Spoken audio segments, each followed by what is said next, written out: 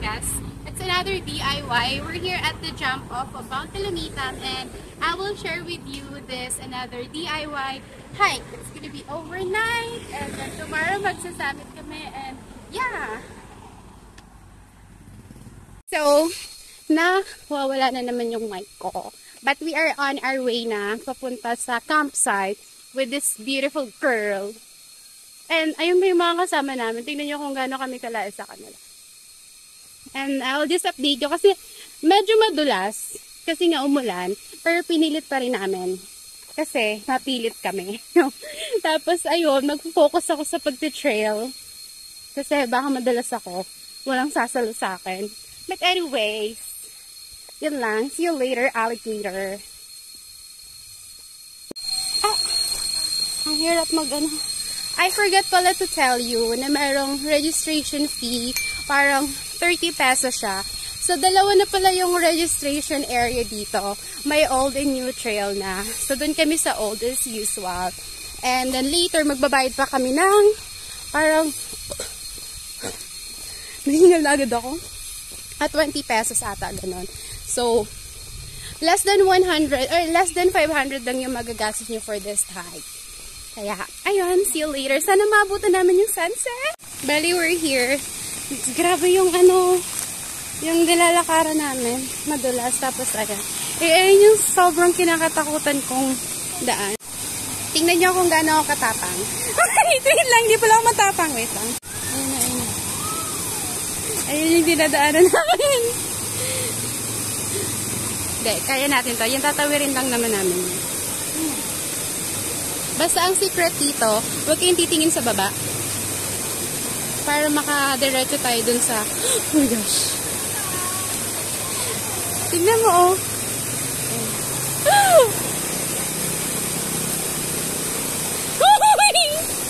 Sorry. Parang... Oh my gosh. I think I survived it. Okay. Okay. So, we survived the first trail and lahat kami nadulas. Hey, everybody. Oh, no, not me. Okay. Hello, guys. Jess. And the sunset is waiting for us.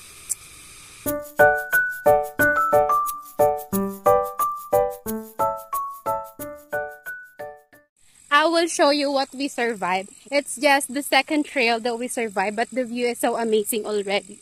Look at that. Ay! Muntik na ako madulas.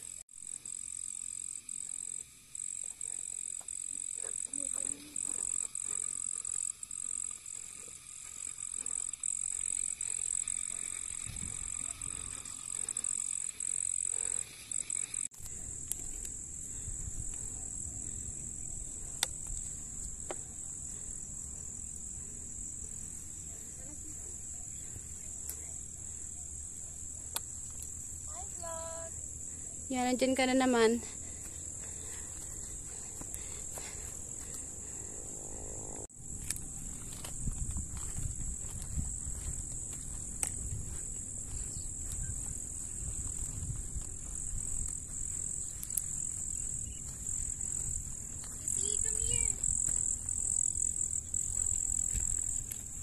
Hi, so we're here na. Nakaset up na yung aming mag-tent. I'll show you the night lights.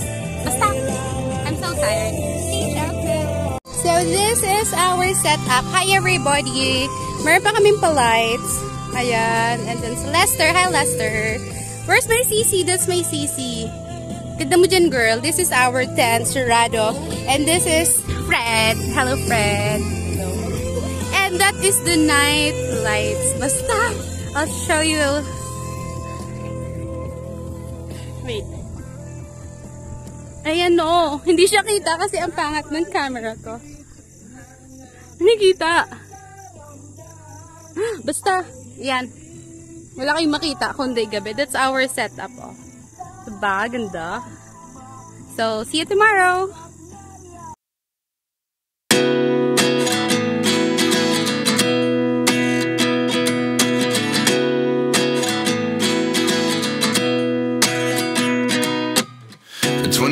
And I find myself wondering what did happen to the last 10. I ran away with my life, fast forward, never turn back again. We're cooking sinigang. But this is what you call camp. Camp. And this is our rice. Oh! Oo. Hindi, kahit saan. Kahit pwede naman dyan. Hindi naman malakas yung hangin eh. Ano lang. Yan, ang ingay po nila. Kaya may copyright po yung video ko. Kaya, bye! So, it's 5. I think, almost 5. This is how it looks. Ang dami yung mga ano, parang lamok-lamok. And then we're going to summit. Dalawa na lang kami. To survive and conquer the fear. Joke. Mababa lang naman siya. We're just waiting for it. Hi. Good morning, sunshine. Ang dilim. Kasi, yung fog, na-cover yung lens ng camera. But anyways, I'm on my way to the summit.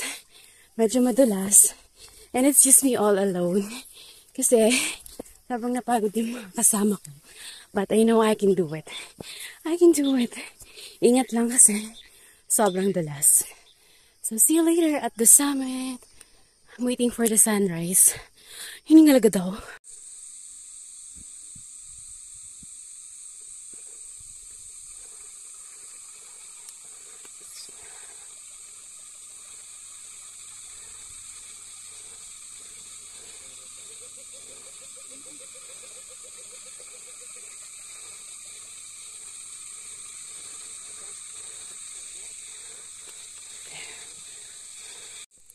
So, I'm almost there. I'm super tired. But the view here pala. The view here is good na rin naman. As you can see, oh. But I still want to survive Mount Alamitam for the second or for the third time around. So, yeah. This is how the summit looks like. I survived it again and again and again. So you can see, super tired. I'll show you the whole summit, but it's just the view because it's just me all alone here. I'll show it here. So cool. This is just how the summit looks like here in Mount Alamitam. There, it was good. The air was my first time hiking it early in the morning. Like we wake up at 4:30 something, and yeah, this is how it looks like. And then that's the people,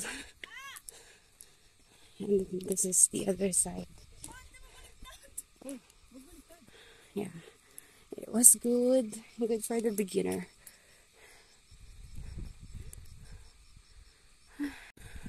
I'm super tired. But I think I'm ready for the stressful life waiting for me in the city. Look. And then I'm just gonna take a picture.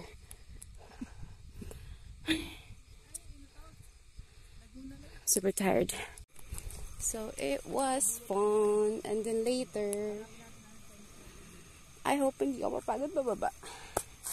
But I know I can do it. I'll just gonna chill here and pray and anything on enjoy the nature.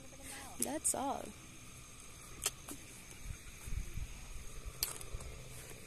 We froze, cold night in the winter, how cold. Sorry that I fall away sometimes. Sorry that I fall away sometimes. Yeah, yeah. The end, got to end it all on the weekend. Sorry that I feel that way sometimes. Sorry that I feel that way sometimes. Oh, oh, yeah. You don't really wanna know. So I'm going down for real because we're gonna eat breakfast.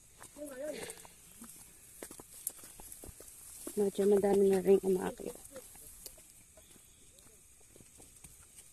As you can see, but earlier it's just I think 2 groups. Okay, here we go. Let's go down and eat breakfast. I'm so happy I survived it again. And I'm afraid, but I know I can do it. So, yeah. Join me pababa ng summit. Ayan. Nakakatakot baba kasi madulas. Let's do it. Tinang video. So, yep. Almost there. I'm almost there sa campsite. As you can see, oh, may ibon. And then, just gonna rest for a while. So, there's also takeaways kasi marami. Yep. I know it's not just me, but also for other hikers that hiking is just life. I mean, there's a lot of struggles, rough roads, especially now na umulan. So, medyo madulas talaga yung daanan. Tingnan nyo, ayan. But, so, sobrang sulit. Pagdating mo sa summit, sobrang ganda. And, sa life din, ganun. Dapat, tinitingnan natin yung problem as an opportunity for us to grow more. So, yep, I can do it. I'm so excited for our breakfast.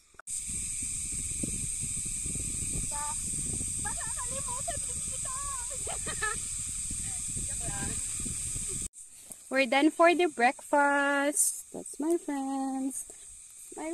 That's our tent. And we're just gonna clean up. Hindi ko na na-videoan. Sobrang pagod ko from the summit. But, bababa na rin kami para maligo. Yep. See you later. In the corner with a nose, yeah. High on whatever they sold me. That's the old me, yeah. 6 years later, trying to find me. Still trying to figure out the line. So, pababa na kami to take a bath. Nasabi ko na pala yun. Yan yung inakit ko kanina, oh. Tapos sinamit ko kanina. Ganda dito, super, oh. So, guys, we survived Dolomitam. I survived Dolomitam for the second or third, or I don't know. But I'm so happy. May papakita ko sa inyo. Ay, hindi pala kita. We're about to go to the ilog. Kaso nga lang, I'm super tired na. But it was a great experience. And then, I'm so excited to take a bath. Kung ano ko pa yung sinasabi. And then to eat lomi and go home and rest. Woo! That's all. We're here. We're just gonna clean ourselves. Parang ourselves. Kasi madami kami eh. Super sulit. Maliligo lang. Gusto nyo sa ano, treasure yung mountain, here. hindi kayo pagod. Basta ka na pala daraitan? We're here. We're just gonna eat lomi and pares kambingan. It's just near here in Batulao. And I'll just show you. It's just simple place. Not that looks weird. Kasi nga we're here sa bundok. So this is one of my favorite spots. Getting bored. So yeah, see you later. So while we are waiting for our food, I forgot to tell you this is my outfit now. It's just super comfy. Kasi pauwi na rin naman kami. Sobrang gusto ko lang makahinga yung body ko. So ayun. So, the lomi is not yet here. So, sobrang bait nila. Pinaharam kami ng kutsilyo. Binigyan pa kami ng panghugas ng mangga. And then, ito. Tsaka ito, binigay ng mga tao dun sa may Dolomitam. Me.